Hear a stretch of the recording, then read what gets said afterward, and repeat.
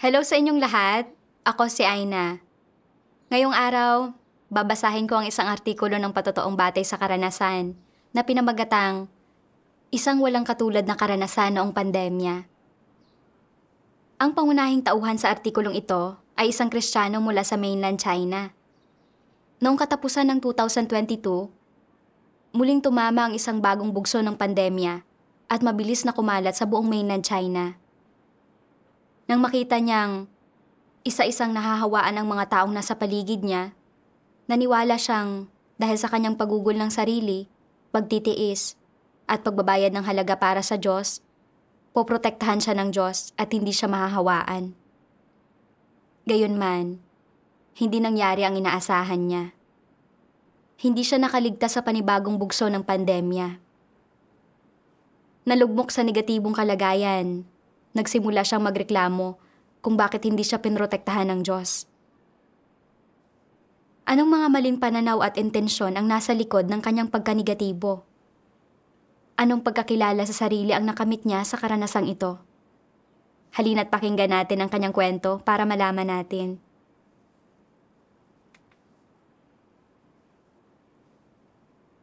Noong unang bahagi ng Nobyembre 2022, ang sitwasyong pandemya kung saan ginagawa ko ang aking mga tungkulin ay palala ng palala. At sa loob ng ilang araw, naging mas peligroso ang ilang nakapalibot na lugar. Pagkatapos niyon, isinara ang buong bansa at pinagkwarantena ang lahat sa kanilang bahay. Hindi nagtagal, lumaganap ang pandemya sa komunidad kung nasaan ako at mahigit 100 tao ang sunod-sunod na inalis upang ibukod habang may mga tao pa ring patuloy na inihihiwalay. Hindi ako makapaniwala kung gaano kabilis kumalat ang sakit na napakaraming tao ang nahawa sa loob lamang ng ilang maiikling araw. Hindi ko maiwasang mangamba. Mahahawa rin ba kami ng mga sister na katuwang ko? Pero pagkatapos ay naisip ko, naiiba kami sa mga walang pananampalataya. Kaming mga mananampalataya ay pinoprotektahan ng Diyos. Maliban dito, responsable kami para sa gawaing video na medyo mahalaga. Nakakakuha rin ng magagandang resulta ang aming gawain. Kung nagkakaroon ng mga problema ang aming mga kapatid sa ibang lugar, susulat sila sa amin upang hingiin ang aming tulong. Kung mahawa kami at hindi magawa ang aming mga tungkulin, hindi ba't maaantala ang gawain? Sabi sa Biblia, ang 1,000 ay mabubuwal sa iyong tabi at 10,000 sa iyong kanan, ngunit hindi ito lalapit sa iyo. Kung hindi ito pahihintulutan ng Diyos, kahit mahawa ang buong komunidad, mananatili kaming walang sakit. Binigyan ako ng mga kaisipang ito ng kalmadong pakiramdam at hindi maipaliwanag na pakiramdam ng kahigitan. Minsan ay nakakikita ako ng mga nagpapatuloy na sister na takot mahawa at nararamdaman ko na para bang kulang ang kanilang pananalig. Maiisip ko, pinatutuloy mo kami, poprotektahan ka rin ng Panginoon. Sa huli, ang pandemya ay wala sa kontrol na kumalat sa aming komunidad. Bawat araw, nakakikita ako ng mga manggagawang nagdedesinfekta sa malalaking espasyo sa labas at madalas na pinag-uusapan ng mga nagpapatuloy na sister kung paanong ang mga walang pananampalataya ay patuloy na inaalis upang ibukod. Galak na galak akong maging isang mananampalataya at para akong isang sanggol sa mga kamay ng Diyos. Sa pangangalaga at proteksyon ng Diyos, walang paraan na maabot kami ng pandemya. Pero hindi nagtagal, may nangyaring hindi inaasahan. Noong Nobyembre 18, isang sister na katuwang ko ang biglang nagsimulang lagnatin at ubuhin matapos na maglinis ng kanyang katawan. Pagkatapos, ang mga nagpapatuloy na sister ay nagsimulang magkalagnat at makaranas ng pananakit ng ulo at hindi ko maiwasang magtaka. Nahawaan kaya sila? Ngunit mabilis kong inalis ang mga kaisipang ito. Naniniwalang hindi totoo ang mga ito. Ngunit nang sumunod na araw, ang buo kong katawan ay biglang nanakit at nanghina. At isa pang sister ang nilagnat na rin. Nag-test kami at nagpositibo kami at ang mga sister na nagpapatuloy sa amin. Noong una, hindi ako makapaniwalang totoo ito at hindi ko alam kung paano ako nahawa. Paulit-ulit kong iniisip ang mga naging pag-uugali ko kamakailan sa aking mga tungkulin. Sinasabi sa aking sarili, wala akong ginawang anumang bagay na malinaw na paglaban sa Diyos at medyo mabuti rin naman ang nangyayari sa aming gawain. Hindi ako dapat maparusahan, kaya paano akong nahawa sa sakit? Maaari kayang nakita ng Diyos na tumaas ang aking tayog at ginagamit niya ang sakit na ito upang subukin ako nang sa gayon ay makapagpatotoo ako sa Kanya? Kung gayon, basta't hindi ako magrereklamo at patuloy na gagampanan ang aking tungkulin, hindi papayagan ng Diyos na may anumang mangyari sa akin. Pagkatapos, lagi kong pinaaalalahanan ang aking sarili na ipagpatuloy ang tungkulin ko tulad ng dati at na, sa proteksyon ng Diyos, bubuti ang aking kondisyon. Pero hindi nangyari ang mga bagay tulad ng aking inasahan at ang aking kondisyon ay hindi lamang hindi bumuti, kundi sa halip ay patuloy pang lumala ng lumala.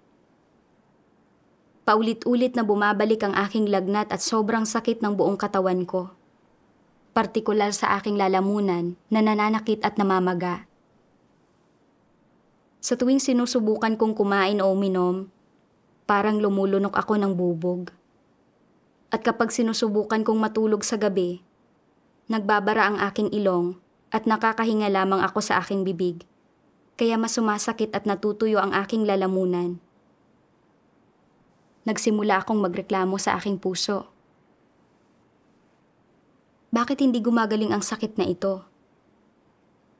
At mayroong 2 gabing partikular akong tinamaan ng paninikip sa dibdib at hirap sa paghinga. Naisip ko ang itsura ng mga namatay dahil sa hirap sa paghinga dulot ng sakit at mas natakot ako. Paano mas lumalala nang lumalala ang aking kondisyon? Mamamatay ba ako? Sinusubok ba ako ng Diyos o pinarurusahan ako sa sakit na ito? Ang mga kaisipang ito ay nagpabigat talaga sa aking puso. Sa kakaunting araw na iyon ng karamdaman, lalo na kapag umuulan at malamig sa bahay, para bang may nakaambang kamatayan sa akin at may nadama akong hindi matukoy na kapaitan sa akin na para bang inabandona ako ng Diyos. Sa puntong ito, nawala na ang dati kong pakiramdam na nakahihigit ako kaysa sa iba. Naisip ko kung paano ako pinagpala at biniyayaan dati at kung paano ako tiningala at kinainggitan ng iba. Ngunit ngayon, pakiramdam ko ay wala akong halaga, na parang isang araw ay tahimik na lang akong maglalaho. Habang mas naiisip ko ito, mas nagiging miserable ang pakiramdam ko. Tila dumilim na ang daan sa aking harapan at wala akong lakas na gawin ang kahit na ano. Kasama ng hindi magagandang reaksyon na mayroon ako dahil sa sakit, gusto ko na lamang humiga at magpahinga. Kahit alam kong kailangang tuparin ang aking tungkulin, latang-lata ang buo kong katawan at naisip ko, hindi lang sa hindi ako gumagaling, talagang palala pa ako ng palala.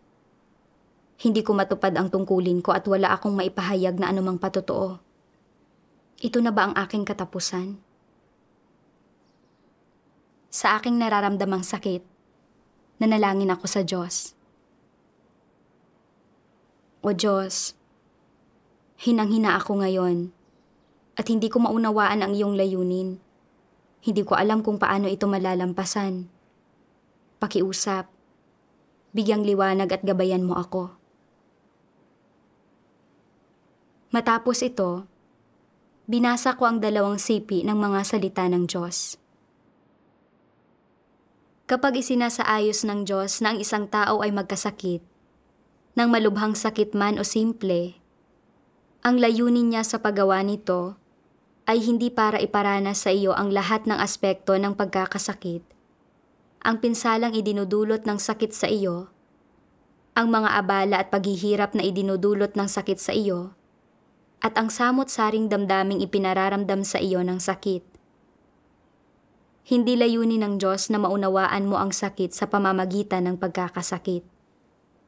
Sa halip, ang layunin niya ay para matuto ka ng mga aral mula sa sakit, matuto kung paano maarok ang mga layunin ng Diyos, malaman ang mga tiwaling disposisyon na iyong nahahayag at ang mga maling saloobing mayroon ka tungkol sa Diyos kapag ikaw ay may sakit, at matutuhan mong magpasakop sa kataas-taasang kapangyarihan at mga pagsasaayos ng Diyos upang magkaroon ka ng tunay na pagpapasakop sa Diyos at magawa mong manindigan sa iyong patotoo.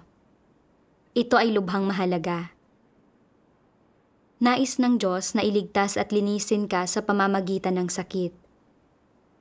Ano ang nais niyang linisin sa iyo? Nais niyang linisin ang lahat ng iyong labis-labis na mga pagnanais at hinihingi sa Diyos, at pati na rin ang iba't ibang pagkakalkula, paghuhusga, at plano na ginagawa mo anuman ang kapalit upang makaligtas ka at mabuhay. Bagamat napagdaanan ninyo ang iba't ibang uri ng pagdurusa at naranasan ang lahat ng klase ng paghihirap, ang pagdurusang iyon ay hindi sa anumang paraan katulad ng mga pagsubok kay Job. Sa halip, ito ang paghatol at pagkastigong tinanggap ng mga tao dahil sa kanilang pagkasuwail, dahil sa kanilang paglaban, at dahil sa aking matuwid na disposisyon. Ito ay matuwid na paghatol, pagkastigo, at sumpa.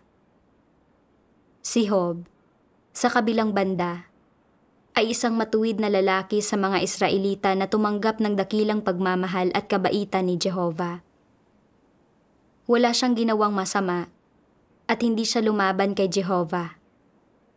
Sa halip, lubos ang kanyang katapatan kay Jehovah. Dahil sa kanyang katuwiran, siya ay isinailalim sa mga pagsubok at dumaan sa matitinding pagsubok dahil siya ay isang tapat na lingkod ni Jehovah. Ang mga tao sa kasalukuyan ay isinailalim sa aking paghatol at sumpa dahil sa kanilang karumihan at kawalan ng katuwiran. Bagamat ang kanilang pagdurusa ay hindi katulad ng dinanas ni Job nang mawala ang kanyang mga alagang hayop, kanyang ari-arian, kanyang mga alipin, kanyang mga anak, at lahat ng mahalaga sa kanya, ang kanilang dinaranas ay ang naglalagablab na pagpipino at pagsunog. At kaya mas seryoso ito kaysa sa dinanas ni Job, ay sapagkat ang mga pagsubok na ito ay hindi nababawasan o inaalis dahil ang mga tao ay mahina. Sa halip, pangmatagalan ang mga iyon at nagpapatuloy hanggang sa huling araw ng buhay ng mga tao. Ito ay kaparusahan, paghatol at sumpa. Ito ay walang awang pagsunog at higit pa riyan, ito ang nararapat na pamana sa sangkatauhan. Ito ang karapat-dapat sa mga tao at dito ipinapahayag ang aking matuwid na disposisyon. Alam ng lahat ang katunayang ito. Mula sa salita ng Diyos, naunawaan ko na ang pagpapahintulot ng Diyos na mahawaan ako ay hindi para mamuhay ako sa sakit o isaalang-alang ang aking laman, ni hindi ito upang ibunyag ako o itiwalag ako, lalo nang hindi ito dahil sa inakala kong mayroon akong tayog, karapat-dapat na magpatotoo sa Diyos tulad ni Job, kundi ito'y dahil mayroon akong tiwaling disposisyon. Ginamit ng Diyos ang sakit na ito upang ibunyag ang aking katiwalian, linisin ako, at baguhin ako. Kung makapagninilay-nilay ako sa aking sarili at hahanapin ang katotohanan, ito ay magiging magandang pagkakataon upang makamit ang katotohanan. Ngunit palagi akong namumuhay sa mga kuro-kuro at imahinasyon at pinaniniwalaan na hindi ako hahayaang magkasakit ng Diyos. Gusto ko lang mabuhay sa yakap ng Diyos tulad ng isang sanggol at hindi maranasan ang mga unos ng buhay. Pagkatapos kong magkasakit, hindi ako tumuon sa pagninilay sa aking sarili at pagkatuto ng aral, kundi sa halip, nagkaroon ako ng balighong kaisipan na ako'y may tayog at na ginagamit ng Diyos ang sitwasyong ito upang ako'y makapagpatotoo para sa Kanya. Pinigilan kong magreklamo at patuloy kong ginampanan ang aking tungkulin. Iniisip na sa pamamagitan ng paggawa nito, makapaninindigan ako sa aking patotoo at mabibigyang kasiyahan ang Diyos. At pagkatapos ay aalisin ng Diyos ang sakit na ito. Bilang resulta, nang patuloy na lumala ang aking kondisyon sa halip na bumuti, nagreklamo ako at umasa na aalisin ng Diyos ang sakit na ito hanggang dumating sa puntong nakabantay na ako sa mangyayari. Mali ang pagkakaunawa at iniisip na gusto akong ibunyag at itiwalag ng Diyos. Sa anong paraan ko nararanasan ang gawain ng Diyos? Naisip ko ang mga tao ng Ninive. Ang kanilang katiwalian, kasamaan, at masasamang gawa ay natamo ang galit ng Diyos. Kaya ipinadala ng Diyos si Jonas upang ipahayag sa kanila na mayroon silang 40 araw upang magsisi. Naniwala sa Diyos ang lahat ng tao sa Ninive at ang hari, maging ang karaniwang tao ay tunay na nagsisi sa Diyos sa damit sako at mga abo. At sa huli ay nakuha nila ang awa at kapatawaran ng Diyos. Ang pagkakahawa ko ng sakit ay kinapapalooban ng intensyon ng Diyos. At tulad ng mga taga-Ninive, kailangan kong magsisi sa Diyos. Sa mga oras na iyon, nagnilay ako sa mga kalagayang naipakita ko habang hinaharap ang sakit na ito. Naalala ko ang ilan sa mga salita ng Diyos. Sa pamilya ng Diyos, sa mga kapatid, gaano man kataas ang iyong katayuan o posisyon, o gaano man kahalaga ang iyong tungkulin, at gaano man kagaling ang iyong talento at mga kontribusyon, o gaano ka man katagal ng nananampalataya sa Diyos, sa mga mata ng Diyos, isa kang nilikha, isang ordinaryong nilikha, at ang mararangal na ranggo at mga titulo na ibinigay mo sa iyong sarili ay hindi umiiral.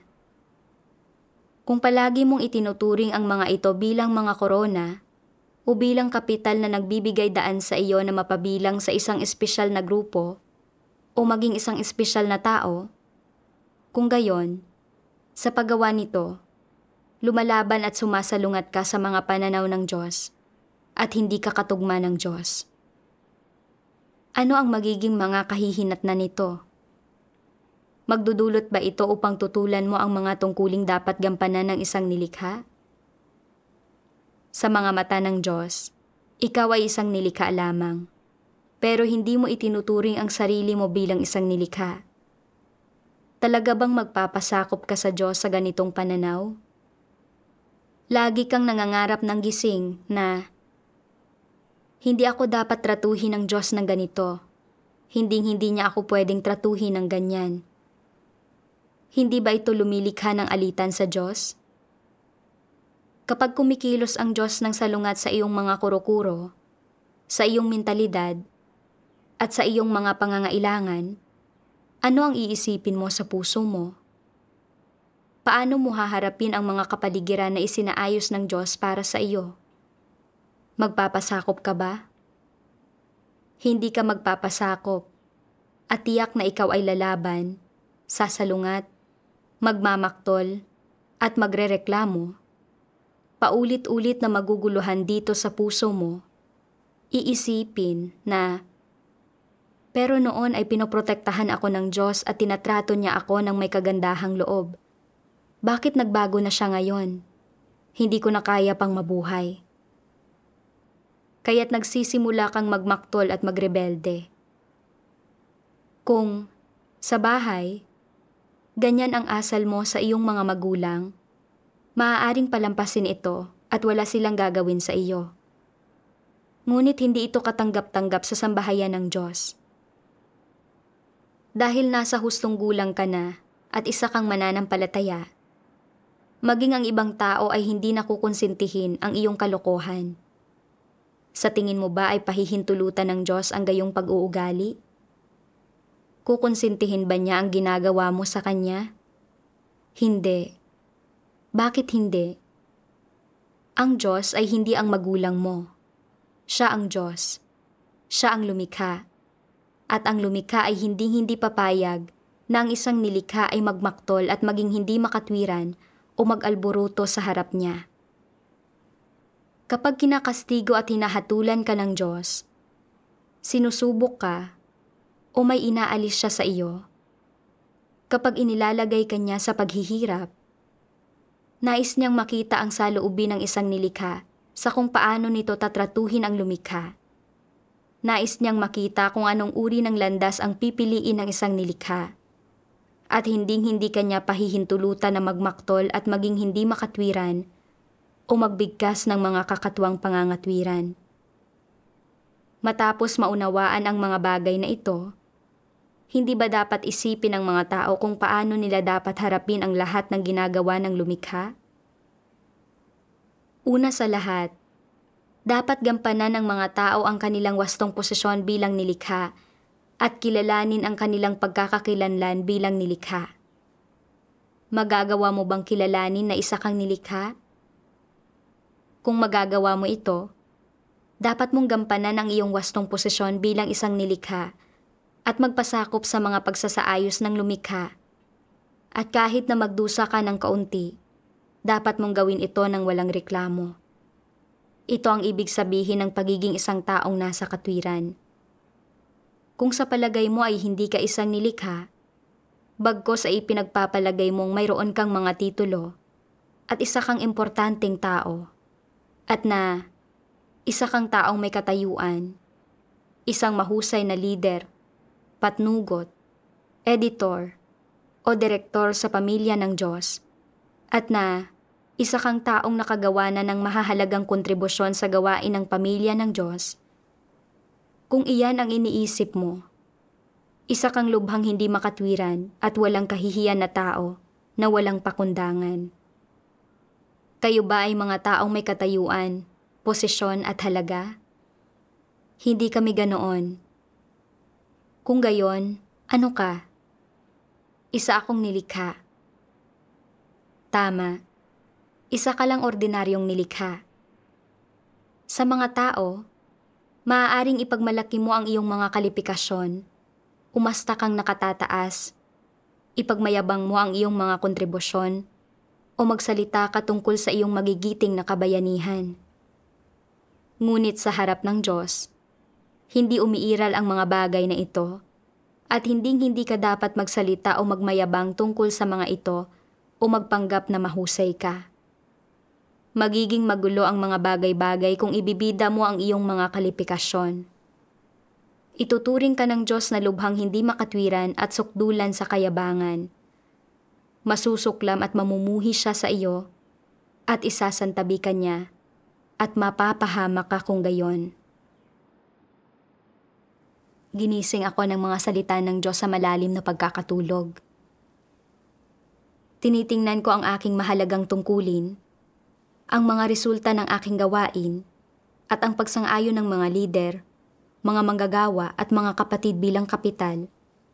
At nagsimula akong ipagmalaki ang aking mga kwalifikasyon at itampok ang aking mga tagumpay. Iniisip na naiiba ako sa mga walang pananampalataya at na tiyak na poprotektahan ako ng Diyos mula sa pandemya at na kahit na magkasakit nga ako, ito ay dahil mayroon akong tayog at sinusubok ako ng Diyos upang magpatotoo sa Kanya na para bang hiwalay ako mula sa tiwaling sangkatauhan. Nakita ko kung gaano na ako naging mapagmataas. Sa pagbabasa ng mga salitang ito ng Diyos sa partikular, magiging magulo ang mga bagay-bagay kung ibibida mo ang iyong mga kalipikasyon. ituturing ka ng Diyos na lubhang hindi makatwiran at sukdulan sa kayabangan. Masusuklam at mamumuhi siya sa iyo at isasantabi ka niya at mapapahamak ka kung gayon.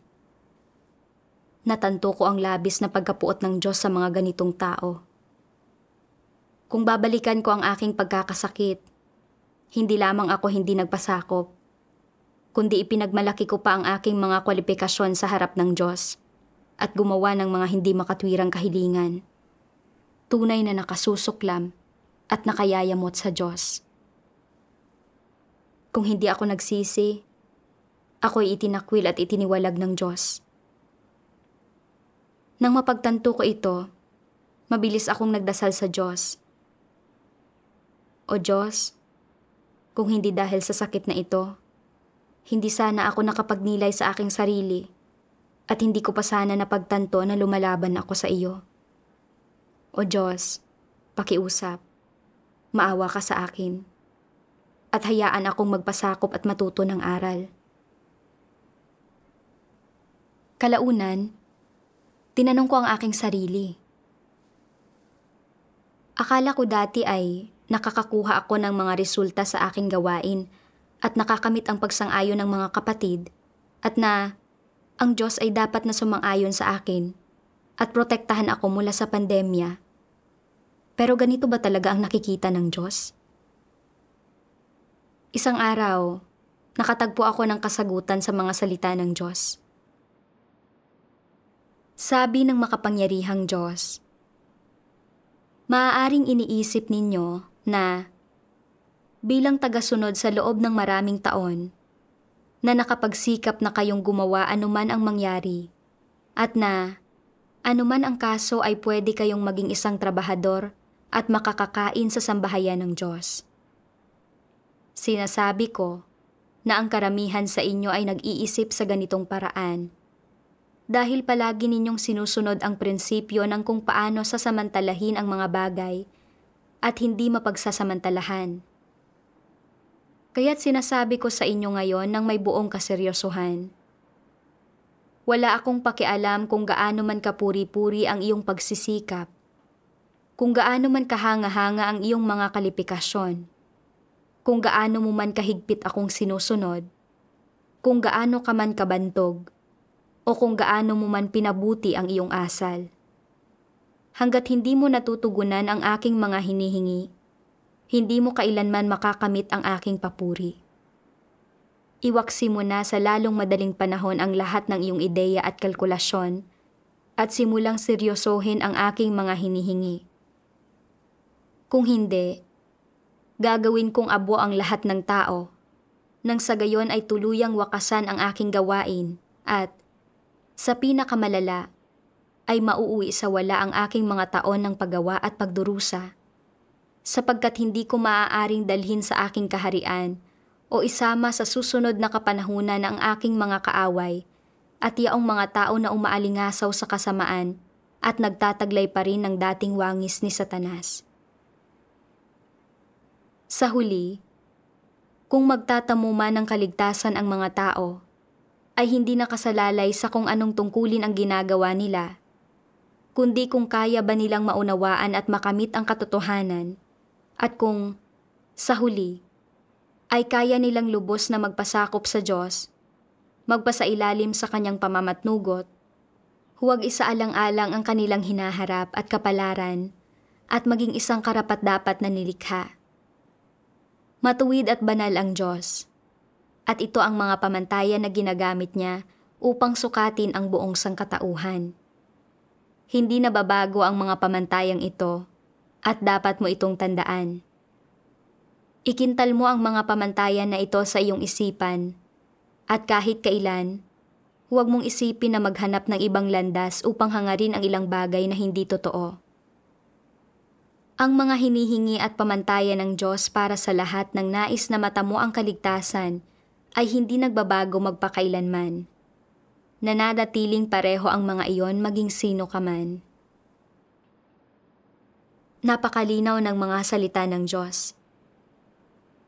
Hindi sinusuri ng Diyos ang mga tao ayon sa mga tungkuling kanilang ginagawa o kung gaano karami ang kapital na mayroon sila. kundi sa kung ang isang tao ay naghahangad ba ng katotohanan at kayang magpasakop sa kanya at hayaan siyang mamatnugot ayon sa kanyang kagustuhan. Ito ang pinaka-importante. Kapag hindi hinahangad ang katotohanan, gaano man kahalaga ang aking tungkulin, gaano man kalaki ang aking iniambag, o gaano man karami ang mga taong humahanga sa akin, hindi ko matatamo ang pagsang-ayon o pagliligtas ng Diyos. Ganap na inihayag ng sakit na ito kung ano ako. Dahil kulang ako sa katotohanan at baluktot ang aking mga pananaw, wala akong pananalig sa Diyos o pagnanais na magdusa, at lalo nang walang anumang pag-ibig sa Diyos. Nang sinubok ako, hindi ko pinagnilayan ang aking sarili o hinanap ang katotohanan, at nagkaroon lamang ako ng kakatwang ideya na sinusubok ako dahil mayroon akong tayog. Nang maharap sa matinding sakit, nagreklamo ako at nais kong alisin ng Diyos ang aking sakit, hanggang sa puntong ayaw ko nang gampanan ang aking tungkulin. Sa paanong paraan ako nagkaroon man lang ng anumang tayog? Wala akong kahit anong pananalig o pagpapasakop. Bilang isang tao na nagre-rebelde at lumalaban sa Diyos, nais ko pa rin makatanggap ng kanyang proteksyon at mga pagpapala, at makaligtas at makapasok sa kaharian ng langit. Napakawalang kahihiyan ko talaga. Sa maraming taon ay ginampanan ko ang aking mga tungkulin at nagkamit ng ilang resulta ang aking gawain at nakuha ko ang paghanga ng iba at itinuring kong kapital ang mga ito. Naging mayabang at palalo ako, walang naging puwang sa aking puso para sa Diyos. Ipinagyabang ang aking mga kwalifikasyon, ipinagpilitan ko kung ano ang dapat at hindi dapat gawin ng Diyos, at pakiramdam ko ay kalipikado akong magpatotoo sa Diyos. Nilalabanan ko ang Diyos nang hindi ko man lang namamalayan. Bumigat ang aking puso nang mapagtanto ko ito. Tinanong ko ang aking sarili kung ano ba talaga ang hinahangad ko sa buong panahong ito, kung pagkatapos ng lahat ng taon ng pananalig ay hindi ko nakamtan ang katotohanan. Sa aking paghahanap, nabasa ko ang isang sipi ng mga salita ng Diyos. Mula simula hanggang katapusan, ano ang saloobin ng mga Antikristo sa kanilang tungkulin? Naniniwala sila na isang transaksyon ang paggawa ng tungkulin, na kung sino man ang may pinakamaraming iginugugol sa kanilang tungkulin, may pinakamalaking ambag sa sambahayan ng Diyos, at nagtitiis ng pinakamaraming taon sa sambahayan ng Diyos, ay magkakaroon ng mas malaking tsansa na mapagpala at makakuha ng korona sa huli. Ito ang lohika ng mga Antikristo. Tama ba ang lohikang ito? Madali bang baguhin ang ganitong perspektiba? Hindi ito madaling baguhin. Ito ay napagpasyahan ng kalikasang diwa ng mga Antikristo. Sa kanilang puso, tutol ang mga Antikristo sa katotohanan. Hindi nila hinahanap ang katotohanan kahit kaunti, at tinatahak nila ang maling landas. Kaya, mahirap baguhin ang kanilang perspektiba ng pakikipagtransaksyon sa Diyos. Sa huli, hindi naniniwala ang mga Antikristo na ang Diyos ang katotohanan. Sila ay mga hindi mananampalataya. Narito sila para mag-espekula at magkamit ng mga pagpapala. Para manampalataya sa Diyos ang mga hindi mananampalataya, ito mismo ay hindi matibay. Isa itong kalokohan. At nais nilang makipagtransaksyon sa Diyos at magtamo ng mga pagpapala sa pamamagitan ng pagtitiis ng pagdurusa at pagbabayad ng halaga para sa Diyos. Mas lalo pang malaking kalokohan ito. Sa pagbubulay sa mga salita ng Diyos, napagtanto ko na ang hindi ko pagkakamit ng katotohanan matapos ang lahat ng mga taon na ito ay hindi dahil sa pinapaboran ng katotohanan ang ibang tao, kundi dahil kailanman ay hindi ko pinagsikapan ang katotohanan at dahil naghangad lamang ako ng mga pagpapala at gantimpala.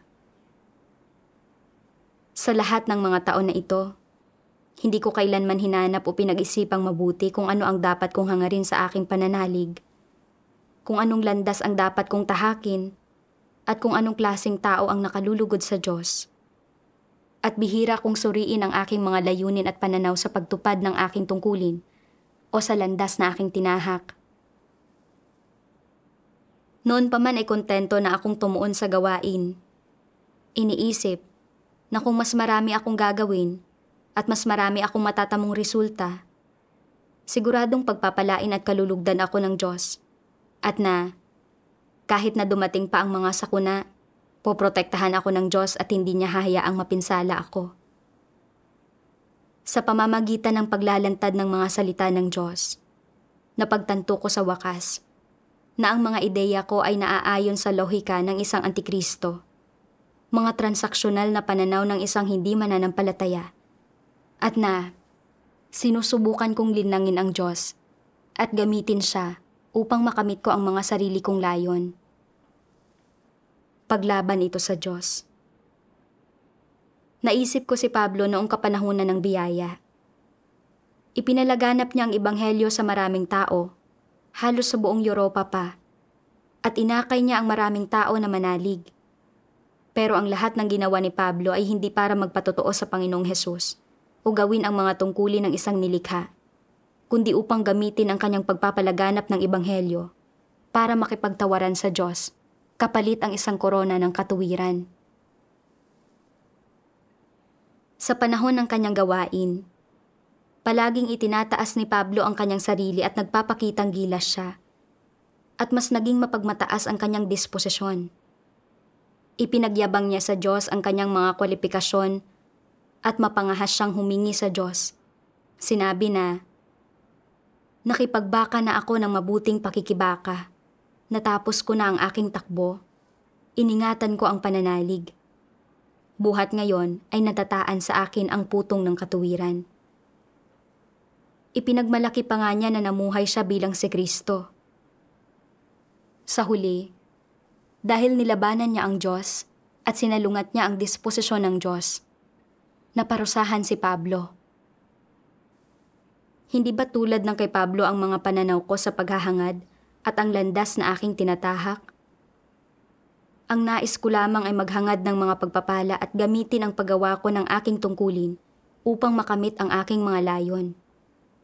Naging labis na makasarili at kasuklam-suklam ako.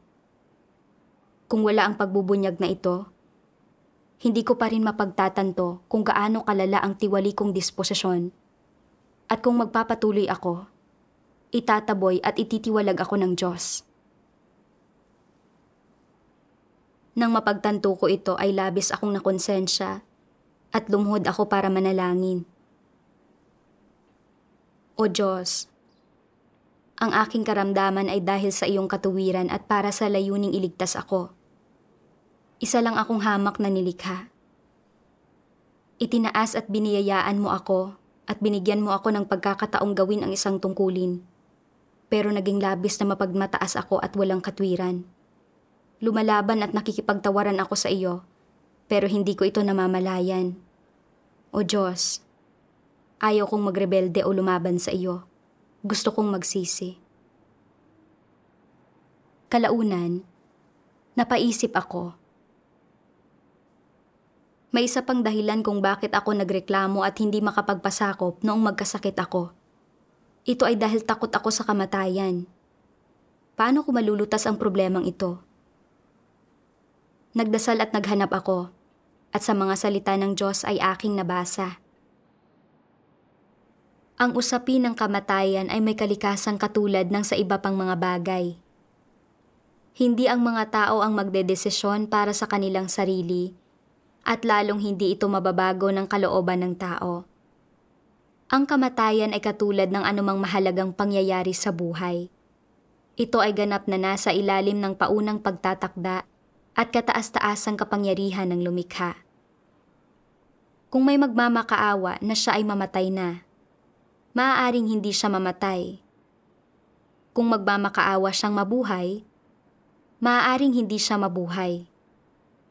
Lahat ito ay nasa ilalim ng kataas-taasang kapangyarihan at paunang pagtatakda ng Diyos.